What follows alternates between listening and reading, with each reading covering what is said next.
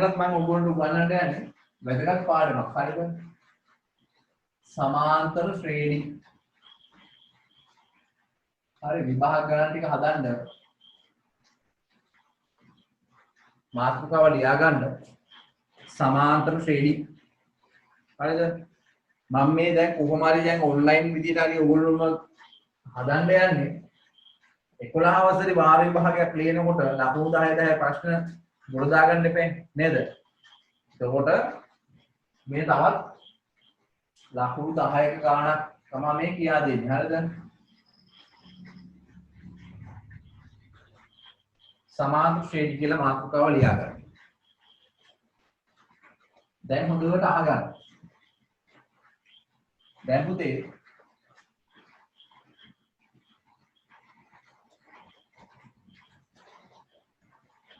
මේ මොකද්ද ලියා දෙන්නේ කියලා අහුවොත් එහෙම මේක මොකද්ද කියලා අහුවොත් එහෙම 1 5 9 13 තියෙන්නේ. ඔයගොල්ලෝ මේ අහුවොත් එහෙම ඔයගොල්ලෝ අනිවාර්යයෙන්ම කියනවා මේ මොකද්ද? සංඛ්‍යා රටාවක් කියලා. නේද? ඒක කියන්න පුළුවන් නේද? බලන්න මේක මොකක්ද කියන රටාව කියන්නේ? හතරක් එකතු වෙනවා. මේකට තව හතරක් එකතු වෙනවා. මෙයාට තව හතරක් එකතු වෙනවා නේ. එහෙම නේද? හතර එකතු වෙනවා. ඒ නිසා අපි කියන්න පුළුවන් ඊළඟට එන්නේ තව හතරක් එකතු වුණාම 17යි කියලා කියන්න පුළුවන්. නේද? දැන් එතන මෙහෙම 8 6 4 2 එහෙම වෙන්න පුළුවන් නේද? එතන මොකද වෙලා තියෙන්නේ? දෙකක් අඩු වෙලා ආයෙත් දෙකක් අඩු වෙලා ආයෙත් දෙකක් අඩු වෙලා ඊට පස්සේ අපි දන්නවා ආයෙත් දෙකක් අඩු වෙලා තමයි උත්තරේ එන්නේ කියලා. සංඛ්‍යා රට. හරිද? දැන් බලන්න මේක 1 3 9 27 81 කොහොම යනවද කියලා. මොකද යන්නේ බං?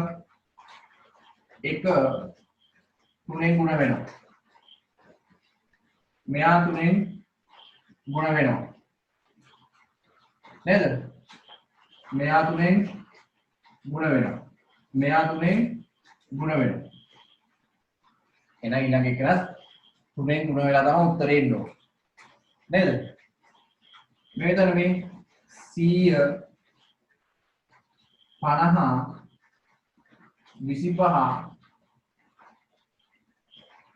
25 12.5යි කොහොම එනවා? මොකද වෙලා තියෙන්නේ? දෙකෙන් බෙදෙනවා. මෙයත් දෙකෙන් බෙදෙනවා. මෙයත් දෙකෙන් බෙදෙනවා. ඊට පස්සේ යක් දෙකෙන් බෙදෙන්න ඕනේ අන්න. ඊළඟට එක්කෙනා එනකොට. රටා කියන්නේ ඔය වගේ කොට. දැන් මේක රටාවක්.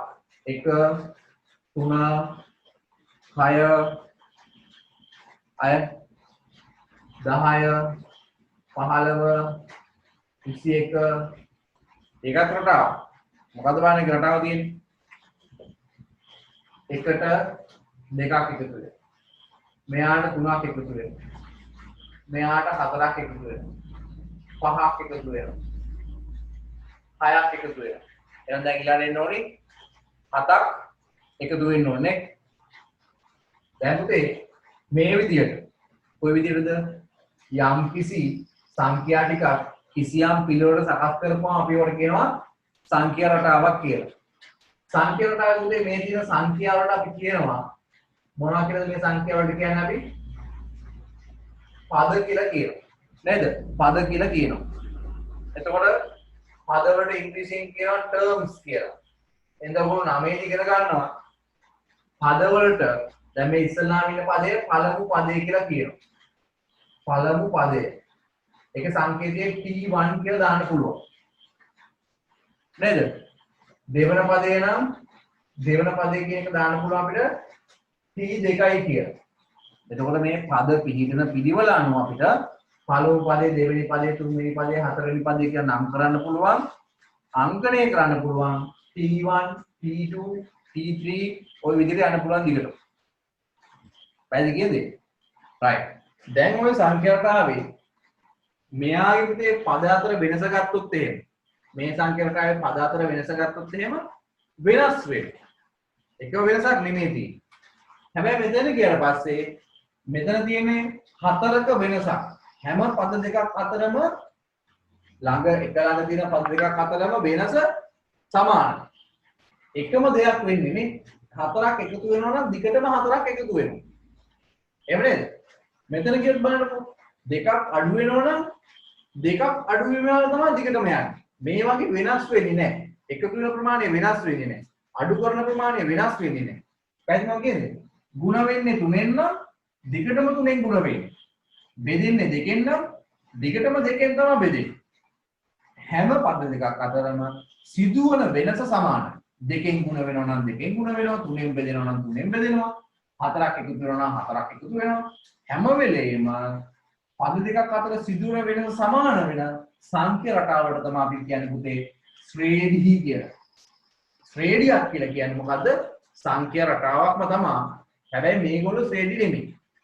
මොකද වෙනස වෙනස් වෙනවා. සංඛ්‍ය රටාවටම වෙනවා නම් මෙහෙම හැම පද දෙකක් අතරම. ඒ කියන්නේ අන්‍යාත පද දෙකක්. මොකද්ද පුතේ අන්‍යාතයි කියන්නේ? අන්‍යාතයි කියන්නේ අනුයාතයි කියන්නේ එක ළඟ කියන එක. එක ළඟ කියන එක. ඒකෝ මේ එක ළඟ පිහිටි පද දෙකක් අතර හැම වෙලේම වෙනස සමාන වෙනවා නම් ඒකට කියන මොනවද? ශ්‍රේණි කියලා. ශ්‍රේණි පුතේ ආකාර දෙකක් තියෙනවා. එකක් තමයි පළවෙනි එක තමයි සමාන්තර ශ්‍රේණි. දැන් අපි 10 දී ඉගෙන ගන්නවා සමාන්තර ශ්‍රේණි. දෙවෙනි එක තමයි ගුණෝත්තර ශ්‍රේණි. ඒක අපි 11 දී ඉගෙන ගන්නවා. මේක 10 දී ඉගෙන ගන්නවා. තව ශ්‍රේණි තියෙනවා. අපි 10 දී සමාන්තර ශ්‍රේණි ඉගෙන ගන්නවා. ගුණෝත්තර ශ්‍රේණි 11 දී ඉගෙන ගන්නවා. සාමාන්‍ය පෙළ විභාගයේදී ලකුණු 10ක ගානක් දෙවෙනි ප්‍රශ්න පත්‍රයේ දෙනවා. ලකුණු 10ක ගානක් වෙනවා ශ්‍රේණි වලින්. අනිවාර්යයෙන්ම එනවා. පැහැදිලිද? right. අපි පොඩක් ඔක ලියාගමු. ලියාගන්න සමාන්තර ශ්‍රේණි කියලා ලියුව නේද? පහලින් ලියාගන්න අනුයාත පද දෙකක් අතර අනුයාත පද දෙකක් අතර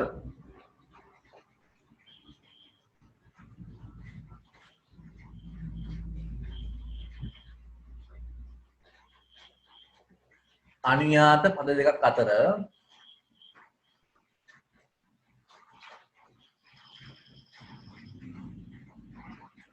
නියත සම්බන්ධතාවයක්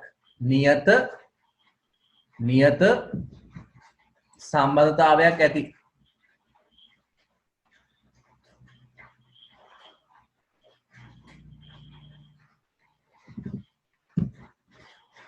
නියත සම්බන්ධතාවයක් ඇති සංඛ්‍ය රටා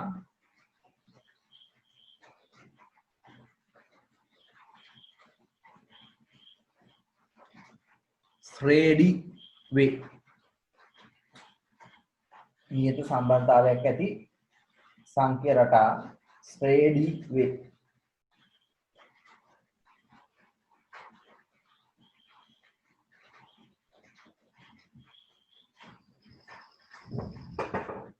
දැන් පුතේ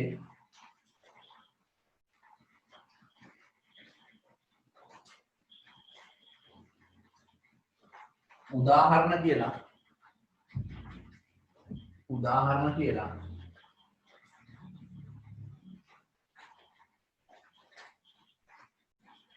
මේ හතර ලියා ගන්න. මේ හතර විතරයි ඈ. ඔය වෙනස් වෙන විදිහත් වෙන පාටකින් දාගන්න. දැන් මම රතු පාටින් ලියා තියෙන සමහරට පාට පේනවද දන්නේ නැහැ. හරි.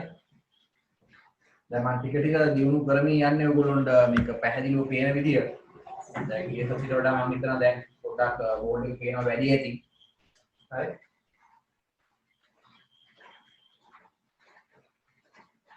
මේ හතර උදාහරණ කියලා ලියා ගන්න. එකම දෙයක් වෙන්න ඕනේ. ඒවට තමයි අපි කියන්නේ ශ්‍රේණි කියලා.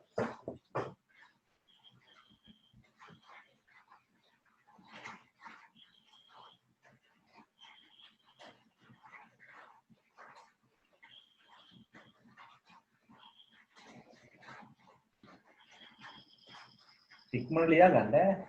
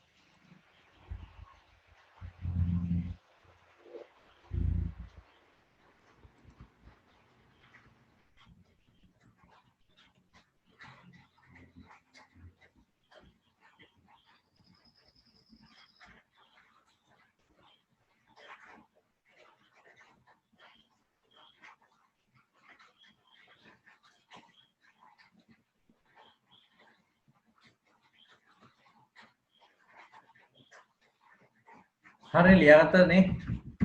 හරි. දැන් පුතේ පහලින් වෙනම අපු ලියා ගන්න. ශ්‍රේණි ආකාර දෙකකි. ශ්‍රේණි ආකාර දෙකකි. ශ්‍රේණි ආකාර දෙකකි.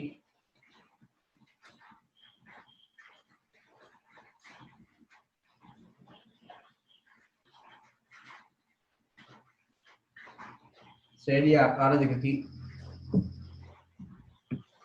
एक समांतर श्रेणी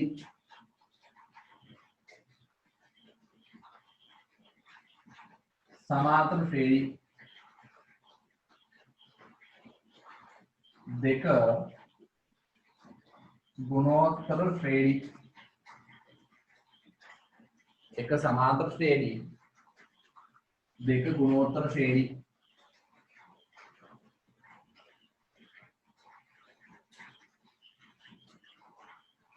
දැන් පුතේ අනුමාතුකාව ඊට පස්සේ ලියා ගන්න. දැන් අනුමාතුකාව ලියා ගන්න.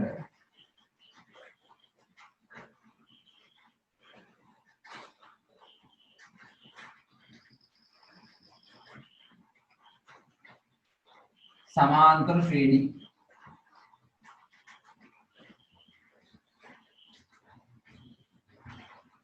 समांतर श्रेणी अनुमापुकाव समांतर श्रेणी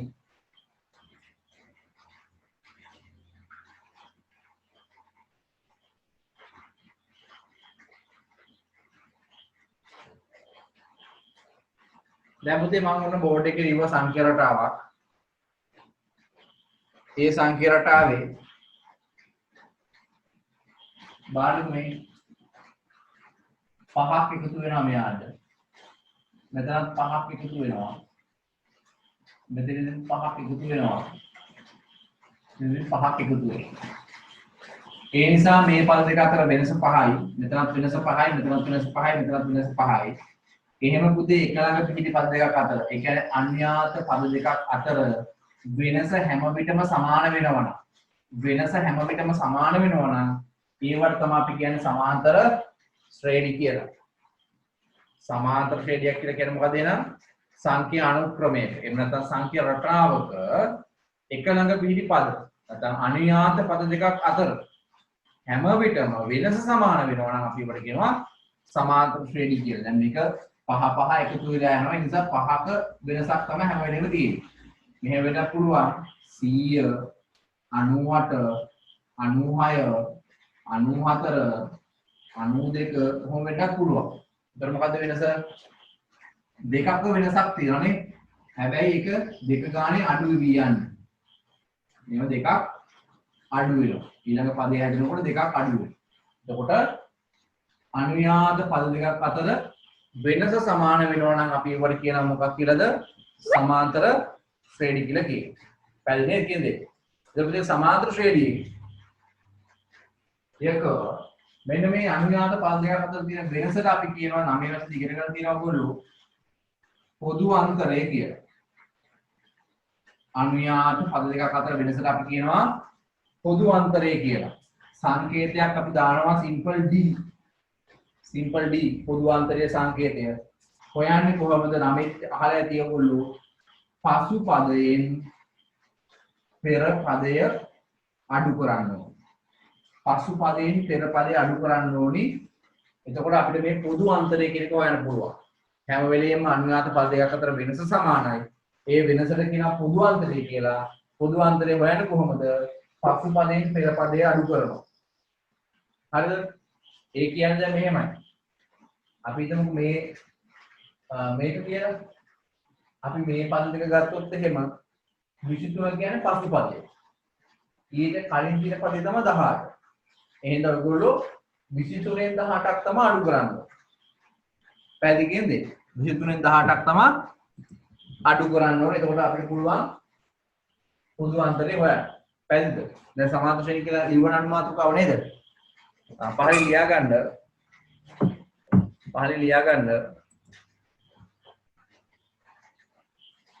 අනුයාත පද දෙකක් අතර අනුයාත පද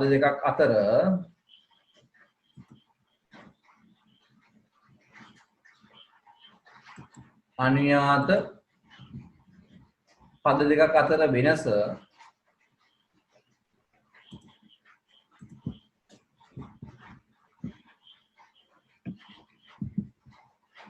සෑම විටම සමාන වන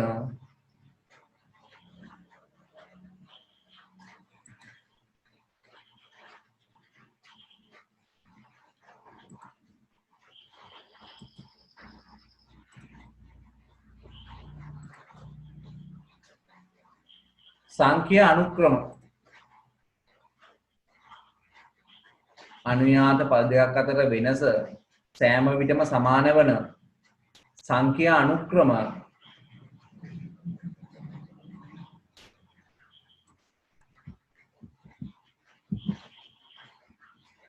සමාන්තර ශ්‍රේණි වේ.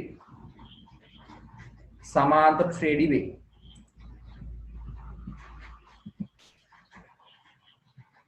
සමාන්තර ශ්‍රේණි වේ.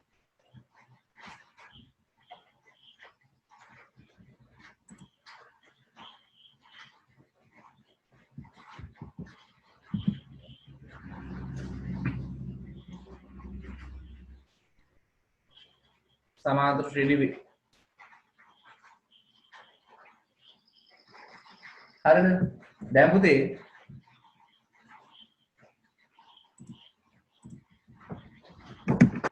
මෙන්න මේ දෙක ලියා ගන්න. උදාහරණ කියන මේ දෙක ලියා ගන්න. මේ පොදු අන්තරය කියන එක ලියා ගන්න එපා. මෙන්න මේ දෙක ලියා ගන්න සංඛ්‍යා රටා දෙක.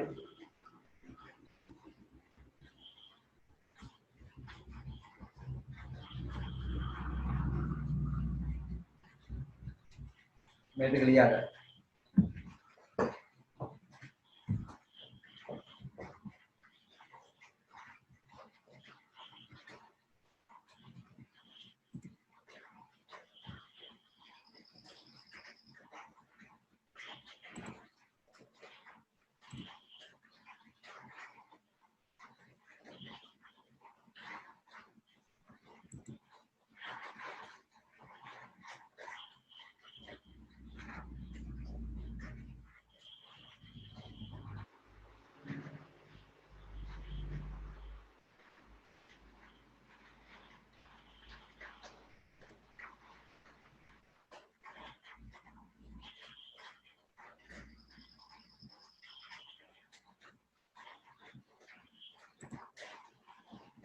හරි ලියාගත්තද? දැන් පහලින් ඊට පස්සේ ලියා ගන්න පුතේ. ඊට පස්සේ පහලින් ලියා ගන්න. සමාන්තර ශ්‍රේණි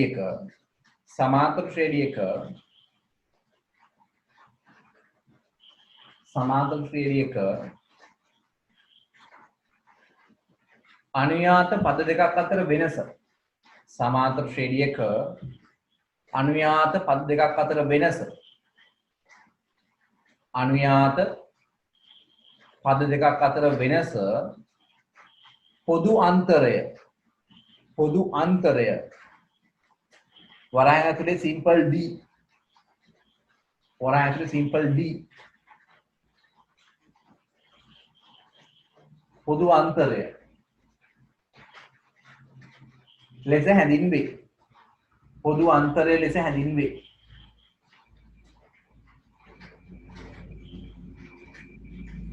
දැන් පුතේ පොදු අන්තරය D වරහන් ඇතුලේ සමානයි පසුපදයේ අඩු කිරීම පෙර පදයේ කියලා ලියලා කොටුවක් දාගන්න. මෙන්න මේ සූත්‍රය ලියලා කොටුවක් දාගන්න. සමාන්තර ශ්‍රේණියක අනුයාත පද දෙකක් අතර වෙනස එහි පොදු අන්තරය ලෙස හැඳින්වේ කියලා ලියලා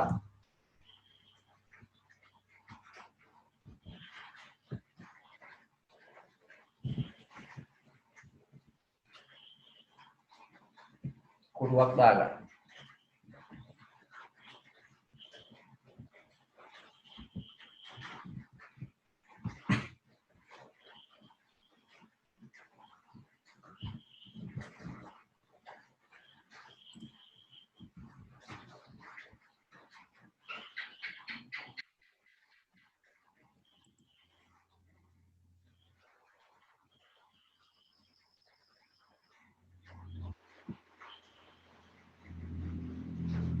එහෙනම් පුතේ සමාන්තර ශ්‍රේණියක්ද නැද්ද කියලා බලන්න.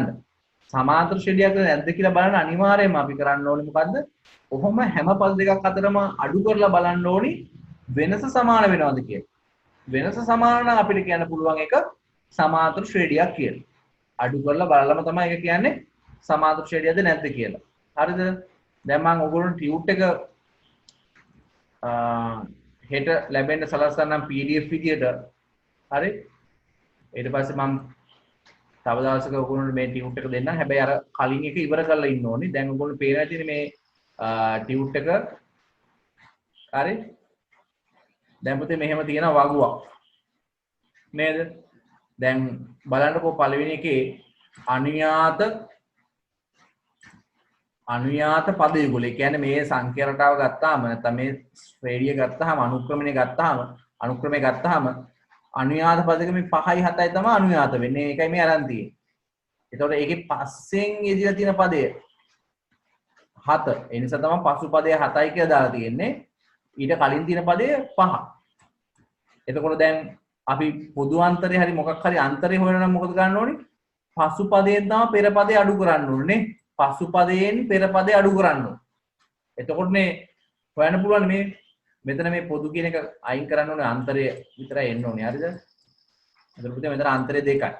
ඊට පස්සේ මේ 7යි 9යි කියන පද දෙක ගත්තාම 7යි 9යි කියන පද දෙක ගත්තාම හරි මෙන්න මේ දෙන්න ගත්තාම 7යි 9යි ගත්තාම ඒකේ පසු පදේ වෙන්නේ 9. පෙර පදේ වෙන්නේ 7. එතකොට 9න් 7ක් අඩු කරපුවම 2යි. නේද? එතකොට හැම වෙලෙම මේ වගේ පද දෙක අතර වෙනස සමාන නම් තමයි අපිට කියන්න පුළුවන් මේක සමාන්තර ශ්‍රේණියක් කියලා. හරිද? අපි දැන් ওই විදිහට හෙට සමාන්තර ශ්‍රේණි පාඩමෙන් බොහෝ විට හුඟක් ඉවර කරගන්න පුළුවන් අපිට හෙට. ඒ නිසා හෙට අපි මේ කොටස කරමු. දැනට කොහොම ලියා තියාගන්න. ඔයගොල්ලෝ කරන්න ඕනේ වැඩ තමයි පුතේ මොකද්ද? මොකද්ද කරන්න ඕනේ වැඩේ? අර මම කතා කරපු